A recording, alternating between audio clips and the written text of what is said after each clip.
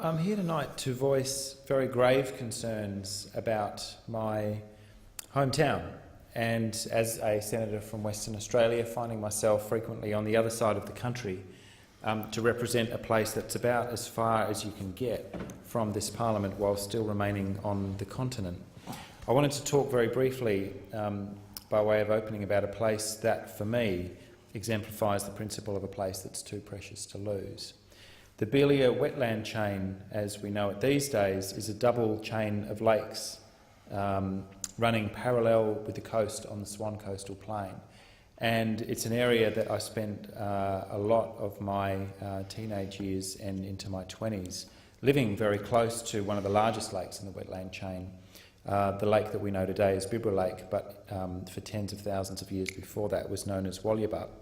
And it's a place that, as a young person seeing the seasons turn and spending a lot of time tramping through the remarkable stands of intact Banksia woodland and watching the way that the seasons affected the ebb and flow of the lakes, impressed me greatly, and I think it was the first part of the native ecosystems of my hometown that I genuinely fell in love with.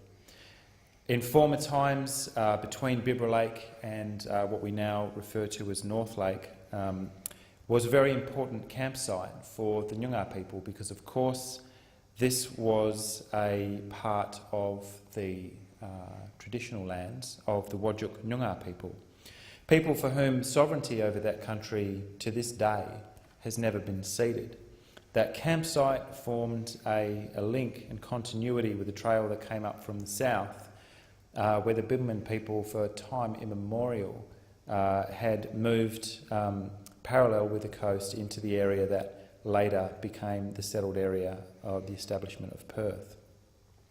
It's also one of the first places that I realised was under threat. It is a regional park. It is afforded a degree of protection in that we don't need to worry about new housing estates impacting on it.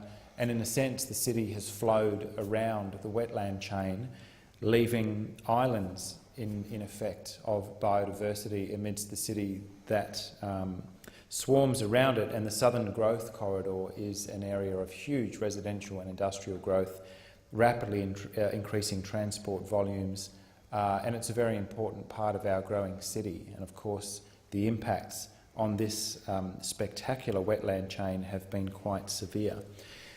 It forced me to raise my eyes, I suppose, from my local patch of ground when I realised quite early on that this area was threatened with a freeway, that in fact successive state governments had proposed to ram 4 lanes of tarmac through it at a cost of what is currently estimated to be just shy of $700 million for a section of less than 5 kilometres of freeway. And I have found myself impressed over the years with the campaigners who have taken up the cause of trying to protect that area, as generations have done before them, from the encroachment of urban development and growth, in particular this freeway. The Southwest Botanic Province is one of 25 biodiversity hotspots in the world. To be a hotspot, you need to be defined globally and internationally as a significant reservoir of biodiversity. To qualify, you must meet 2 strict criteria, being at least 1,500 endemic species, and it needs to have lost at least 70% of its primary vegetation, and the Perth metropolitan area is one of those places. It's the only city in the world based in a natural landscape dominated by Banksia woodlands. The Swan Coastal Plain, where Perth now sits, was originally a chain of wetlands, or series of chains of wetlands, Banksia woodlands and coastal heath. 3/4 of it is gone. It's disappeared under the fabric of the city that we call home. And the areas of habitat that remain are home to more than 600 species currently listed as threatened with extinction. Whether that occurs or not is not some blind process of natural selection.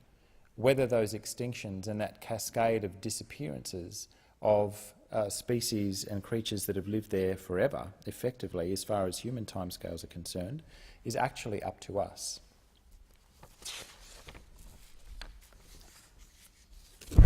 In 2009, Tim Flannery warned, "We know better. Extinctions are about to resume, and there is no doubt that without urgent action, they will build into the biggest extinction wave of all." One of the iconic species, the Carnaby's cockatoo. A study in 2012 identified that the numbers of the Carnaby's black cockatoo in the Perth metropolitan region have decreased by 40% just since 2010. That is a collapse. That is the sort of thing that Professor Flannery is trying to warn us about. It doesn't happen, of course, by accident. When you imagine intact ecosystems and suddenly this city begins to swarm north and south along the Swan Coastal Plain over a period of mere decades in the life of an ecosystem that has formed up and been there effectively in that form since the last ice age. And you think about the threats that are now taking place, intersecting, cross-cutting, concurrent threats, hammering the groundwater reservoirs of the Nangara and Jandakot mounds. Weeds, invasive and feral animals, including some of the pets that we are most affectionate towards, that have had a devastating impact on local wildlife. Changes in rainfall by climate change and as a sort of a feedback cycle of land clearing. And that, of course, is the big one, land clearing, simply putting bulldozers to habitat. That's the big one, although climate change may have a much longer period and ultimately more devastating impact. What really is hammering the vegetation and the biodiversity of this Swan Coastal Plain at the moment is simply pushing earth-moving equipment through it and knocking it over.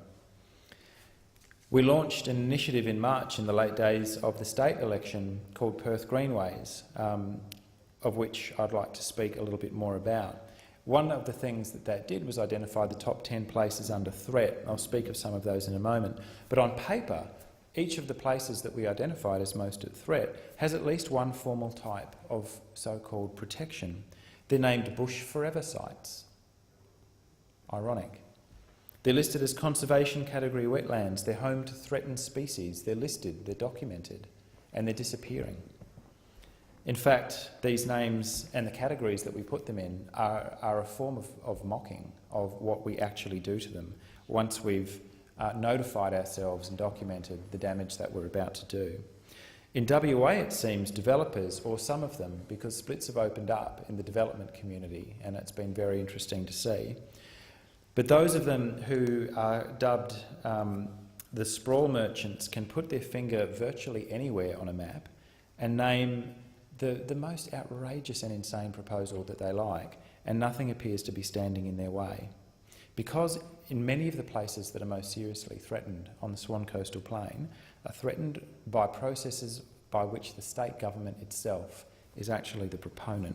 And in all of these places, the last line of defence, therefore, depending on which way you look at it, is either the community itself and the people who show up and inspire others to stand in the way, or it's the federal government.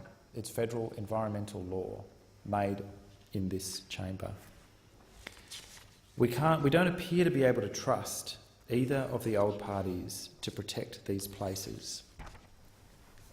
One key action that the Labor government here has failed to do is yet to formally recognise the biodiversity values of the southwest of WA, and particularly the Perth region. The Banksia woodlands of the southern Swan Coastal Plain have been nominated for listing under the EPBC Act as threatened ecological communities, but of course they're not yet listed. There's no question at all that the values are there. It's just that the listing process is taking an inordinate amount of time while we are seeing these precious places go under the bulldozer blade.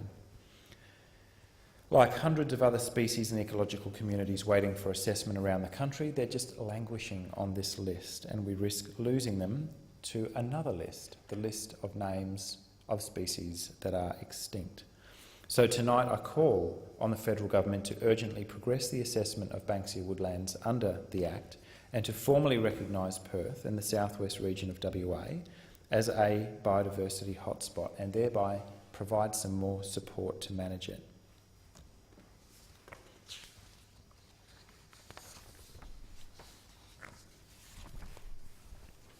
The state government is giving us some of the worst case examples of how badly you can manage or mismanage biodiversity. As Mary Gray from the Urban Bushland Council says, we have the best biodiversity in Australia, and the worst legislation. My home state still has no legal protection for threatened ecological communities. WA's Wildlife Conservation Act is more than a century old, and it was originally called the Gaming Act. It was written to describe how you could legally kill wildlife, so in some ways it is an apt description of Perth's current planning system. Premier Barnett committed to a new Biodiversity Conservation Act as a pre-election commitment. Well, we'll just have to see how that goes, won't we? Because the same Premier is overseeing, and in some cases directly responsible for, a number of the plans to liquidate some of our most important stands of remaining natural heritage.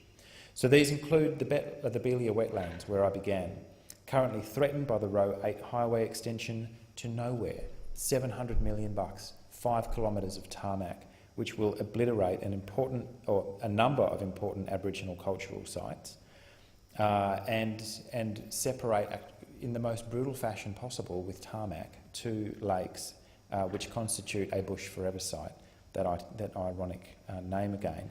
And I do want to acknowledge the work of people like Felicity McGeorge, Nandi Chinner, Kate Kelly, and the 20,000 other people who put their names against this project. And this has been a very long-term project for my state MLC colleague, Lynn McLaren. At Point Perrin and Mangles Bay, further down the coast, an outdated and utterly unwanted canal development, and I thought we had actually got over those, is being pushed by Landcorp, the state government's land development arm, and Cedar Woods, that will erase a coastal regional park and another bush forever site off the map. It threatens countless endangered species, including ancient thrombolites in the adjoining freshwater lake. There have been 20 appeals to the EPA, raising more than 30 different grounds for objection. And for reasons that we suspect are political pressure, the Conservation Commission has withdrawn its appeal. To the Hands Off Point Parent Group, Dawn Jex and James Mummy, very long-term campaigners in defence of their backyard, on behalf of all of us, people a long way away, including right here on the other side of the country. Lesser-known places like the Anstey Keen Damplands, threatened by another pointless road.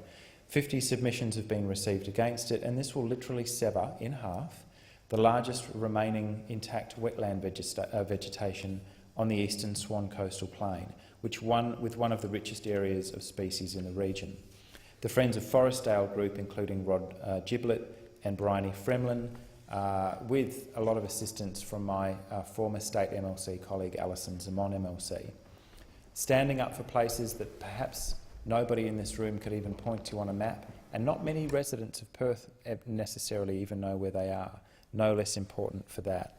The Underwood Avenue bushland, which has been subject to campaign after campaign, another bush forever site, valued as a regional conservation area and home to one of the largest remaining flocks of Carnaby's cockatoos.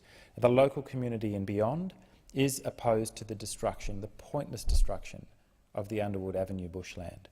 The Western Region Environment Networks and Wayne Monks deserve particular credit, but as does a large part of the student population of UWA who've had to turn out over and over again to protest and protect this place. The Stratton bushland is one other lesser-known area rich in wildlife. It's an essential ecological link into John Forest National Park up in the escarpment. It is another roosting area for Carnaby's and forest-tailed red cockatoos. There are so many places that we know are under threat. One that was, and one that I'd like to just briefly note, the Nowagup Lake, which is the deepest lake on the Swan coastal plain and the centrepiece of an extraordinary bit of urban bushland, which was proposed for a limestone quarry and a cement batching plant, was actually saved by the local community. The batching plant and the quarry won't be going ahead, and now the group that has put so much effort into protecting their backyard is now pushing for some kind of permanent protection. As I say, the federal Labor government, in some instances, are the last line of protection for these places, and we need the federal government to stand up for them. We know the coalition cannot be trusted to stand up for the kind of environmental values that the Greens have championed since we were formed. I just want to give one example of what I mean. Tony Abbott, Mr Abbott, who believes he will be quite clearly the next Prime Minister of Australia, and he's already behaving as though the election has occurred, said the following in January of this year while pledging financial support for a freeway extension in the north of Brisbane. He said, because cars are able to work efficiently, better roads mean better communities. Better roads are good for our economy. They're good for our society. They're good for our physical and mental health. Senator Sinodinos, can you help me out here? What on earth is he on? He goes on, they're even good for the environment because cars that are moving spew out far less pollution than cars that are standing still. Spectacular, breathtaking, wide-eyed ignorance. You are welcome to interject, any of the coalition senators sitting here tonight, if you can tell me what on earth he is talking about. Without the Greens in the Senate come September, an Abbott-led coalition will have unfettered power in this place. That is the kind of mindset that they appear to be bringing to bear to urban development issues, including in my home state. Perth, by the way, is already one of the most car-dependent cities on the planet. It has the largest houses among the smallest number of occupants, and it is one of the lowest density, sprawling cities on Earth. This has come at a very high cost to our natural environment, but of course that is not irreparable.